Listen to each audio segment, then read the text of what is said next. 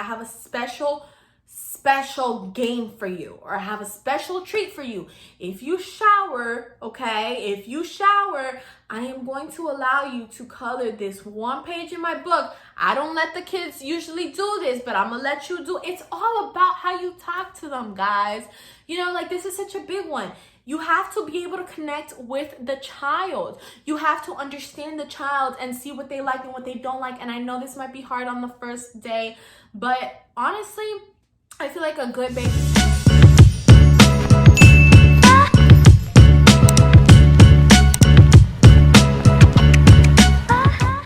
Hey guys, welcome back to another video, and if you're new here, welcome to my channel. In today's video, I'm going to be giving you guys tips and tricks in order to enhance your babysitting career. It just really depends on you and your personal preference, but I'm just going to go ahead and give you guys some tips and tricks on how to enhance your babysitting skills. Now, these skills are so good to have, especially if you plan to be a mommy or you just want to, you know, change your ways. I don't want to say better your ways because these are just my personal thoughts and opinions. I've been a babysitter for 5 years. I started babysitting when I was 15. I started babysitting a little munchkin of 7 months, and after that I've babysat all ages, all kinds of ages. So I really would say that I have experience based on that. I'm not a mom or anything, but I definitely have dealt with these kids like if they were my very own. So I'm just gonna go ahead and speak to you guys on my knowledge. And before we get started though, if you guys could please like, comment, and subscribe, I would truly appreciate it. I'm trying to get to 2K and we're almost there, so if you guys could please support me, I would really appreciate it. Don't forget to check out my babysitting playlist. So if you're only here for my babysitting videos, I got you. I don't want to put you guys to watch all my other videos if you don't care to, so just go ahead and click on the playlist and it'll take you through the babysitting videos that I've already done previously. Now let's just go ahead and get right into it. The first tip I could give you guys, especially if you're just starting babysitting, because honestly, if you're already babysitting, I mean, maybe you're having trouble and you want to watch this video, I might allocate a separate video towards that, but I'm assuming that majority of the people watching this video right now is because they're thinking of becoming babysitters, and that is a wonderful thing. I absolutely encourage you to become one. I love my job. I babysit. I also work at Publix. I do different things, and I would say that one of my top favorite though is definitely taking care of these kiddos. I've always loved kids since I was young, and that would be my number one tip for you guys, is to genuinely love kids. And one thing is, oh, I like kids and haha, they're cute, but if you don't have that in you to really care for a kid, then make sure you know what you're getting yourself into. Now, remember, you're in charge of someone else's life, so please don't make it hard for that person, because, you know, these little munchkins have no control of who's taking care of them. So you need to handle them with love and affection, and make sure you're in there with the right intentions. And you don't want to cause trouble to nobody. So really, you know, you really have to love kids. If you don't love kids, then maybe contemplate something else. Maybe do a daycare, because when you deal with these kids on a one-on-one level, you really have to care for them on a one-on-one level. Unlike, you know, maybe like a daycare, you'll have other people helping you and stuff like that. So it's really just up to how much you love kids. And like I said, you might love kids, but does it naturally come to you to, you know, want to feed a kid and bathe a kid and do these things that the kids need you to do? So if it doesn't, it's okay. I'm not saying you can't be a babysitter because of that, but, you know, maybe you need to learn how to do those things, because when you babysit, the number one misconception people have is that you're just there watching them. You're just there sitting there doing your homework or doing whatever it is that you need to be doing and not worrying for the kid. And it doesn't work like that. You are responsible, and you have to understand the difference between there's playtime and there's the responsibility side of it, which is why the parents of the child hired you. So if they need to bathe and they don't want to bathe, and you want to be the cool sitter and okay, don't bathe, there has to be a fine line that differentiates the playtime and then the responsibility side, which you have to put your foot down and be like, we have to bathe. You know, you might not be their favorite person in the world, but, you know, kids usually don't look at you bad just because you tell them to do certain things. You know, we have to eat, we have to bathe, things like that. They're not going to hate you for. So don't feel uncomfortable telling them to do certain things that the parents told you to tell them, because the parents wouldn't be telling you to tell them to do things that they know that they're not going to do. So don't worry about that, because I know, you know, some people tell me, oh, I just want them to like me. Should I give them candy? Should I do this? And kids are smart, and they know when you're just kissing up and when they can work around you, because they know that you're going to feel bad for them or that you're going to give in to whatever they want. So make sure you have your foot down and they can still love you even though you put your foot down, because I am living proof. And I tell all my munchkins, when it's time to shower, we have to shower, or we have to eat or bathe or do homework. And as of right now, all my kiddos love me, and that's not just me saying it, but I mean, I have pictures and letters and cards and stuff that they give me, so it's just evident that they do. It's not me just making it up to do this video, or because, oh, that's just what I think. It's what they show, you know? So that's definitely first and foremost.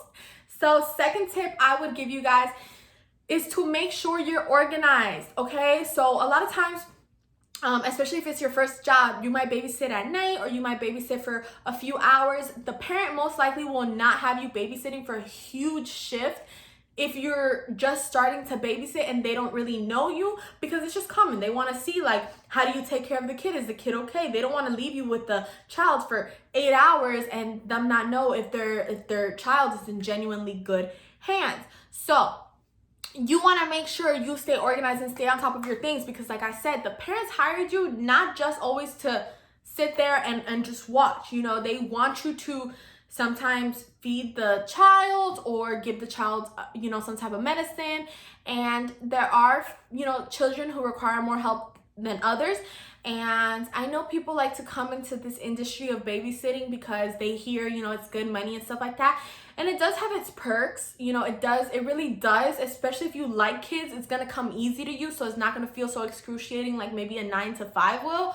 But it is responsibility. It is a job, you know, so you want to make sure you're organized. And I always suggest to people, bring a paper and a pen and write down what the parent is telling you, because number one, it's going to make you look like a better candidate to the parent, like, oh, this person actually cares, because these are not your kids. You don't know the routine that they're used to. So you need to write down that at 8 p.m. it's bedtime, and that at 7 p.m. they need to be drinking their chocolate milk or their strawberry milk or whatever it is that they drink, and at 6 p.m. that it's bath time. Like, you have to have this written down, because you probably won't remember, especially if it's more than one kid. It can get overwhelming. And I know in the moment you might think you remember, but then all of a sudden it's 7 p.m. and you haven't done bath time, and you haven't done, you know, the milk time. You haven't done anything that the parent kind of like told you to do, and it's gonna make you seem like you couldn't handle the 3 simple tasks the, you know, parent left you. So make sure you write it down and stay on top. And if you need to put a little alarm, that's fine. I'm gonna go ahead and dedicate a separate video onto like how to get the kids to really like you. Common misconception is just giving them whatever they want, and because you just want them to like you. There's other ways, and when you gravitate towards a kid, it just comes naturally to you. I mean, I can never see, like, I can see a kid, how do I say it? I think I'm getting tongue twisted over here. I can't ever see a kid and not smile. You know, I just can't. I see a baby, I see a little kid, the little kid doesn't even necessarily need to be looking at me, and I'm already smiling. Like, it happened to me the other day at Publix. I was in the aisle organizing the peanut butter, and like this little boy walked past me, and I just smiled because they make me so happy. And the little boy didn't see me or probably notice me or acknowledge me or anything, but that's okay. So kids feed off that energy. Kids can feel it. So you don't have to walk into a house and be like, here's candy, here's this, here's that, for them to like you. If you're genuinely just like, hi, you know, like just being sweet to them, that's what they gravitate towards. You know, they're kids. They want attention and love. They don't care for all these other extra things. You know, they don't need their candy. They don't need that, especially if they're not used to that. Next up, I would say for every babysitter to come with a babysitting bag. Now, I'm going to do an updated video on this specific topic, but I did do one about a year ago, and it got quite a few views, so I'm going to go ahead and link it up here. If not, it'll be at the end of this video or in my babysitting playlist. And to this day, it still has a lot of the things that I said it had, you know, a year ago when I first did that video. Obviously, you know, new items, but kind of like the same, I guess like similar to what it was.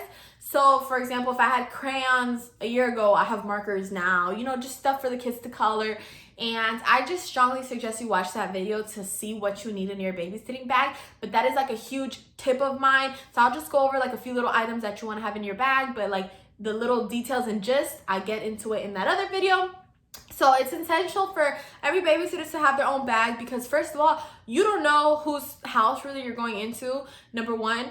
Number two, you don't want to be like taking other people's stuff. Number three, you might not know where everything's located, and when the parent leaves, you're just there by yourself, and when the baby's crying, you don't really have time to be calling on the phone. So you kind of want to be prepared just in case, okay? So I kind of like OD it, especially at the beginning. I definitely OD'd it. Like, obviously parents are gonna have, you know, wipes, and obviously parents are gonna have paper towel, but I just wanted to feel that sense of security that if I didn't have enough time to go grab it because the kid was in point A and the paper towel was in point B, that if my bag was around, I could pull it out of my bag.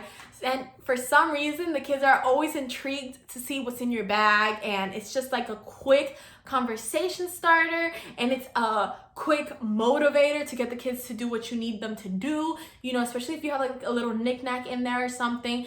You know, to kids, a lot of the simple things of life are very impressive to them. So you can come with a dollar toy and don't think they're not going to be impressed by it because, oh, it's from the dollar store. It's something new to them. So all of a sudden it's like, what's that? And you're just like, this is a coloring book, you know? And you're like, okay, if you shower, I'm gonna give it to you.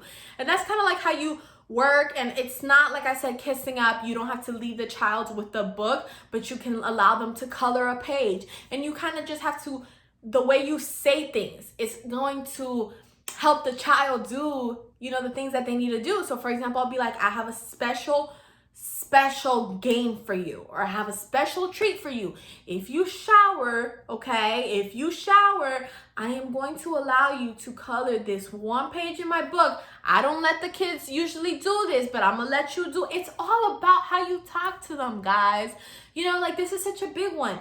You have to be able to connect with the child. You have to understand the child and see what they like and what they don't like. And I know this might be hard on the first day, but honestly, I feel like a good babysitter before the first day is going to go to the home and introduce themselves. I did that, you know, I went and I was like, hi to the kids and stuff. And like the first time you ever introduce yourself, they probably won't gravitate towards you immediately. You're usually just talking to the parent, but by the second time, your face is a little bit more familiar and the child's is a little bit more comfortable. So I would suggest that you just introduce yourself ahead of time and ask questions about the kids to the parent, just so you get a better feel of who it is you're taking care of.